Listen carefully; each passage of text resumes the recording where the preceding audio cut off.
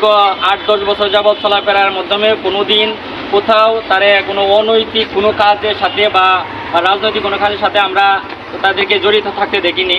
তবে দলমত নির্বিশেষে বাংলাদেশের যে অ্যাম্বুলেন্স প্রত্যেকটি উপজেলা, জেলা, শহর, বন্দর প্রত্যেক জায়গায় যতগুলো অঙ্গ সংগঠন আছে সেটি কখনো কোথাও কোনো রাজনীতির সাথে জড়িত ছিল না, আর থাকবেও না। আশা করছি বাংলাদেশের রাজনীতির প্রেক্ষাপটে জাতীয়তাবাদী দল আসুক, আওয়ামী লীগ আসুক, জামাত আসুক, যত দল সরকারি ক্ষমতা আসুক না কেন, দলমত নির্বিশেষে আমাদের অ্যাম্বুলেন্স মালিক সমিতি সর্বক্ষণেই সর্বদাই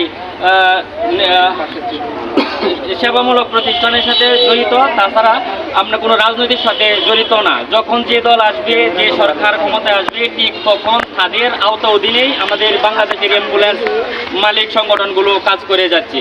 সুতরাং এখানে মিথ্যা মামলা দিয়ে ওনাকে গ্রেফতার দেখানো হয়েছে, সেটির প্রতি আমরা তীব্র নিন্দা ও প্রতিবাদ জানাই এবং আমরা দ্রুত তার মুক্তির দাবি প্রার্থনা করছি।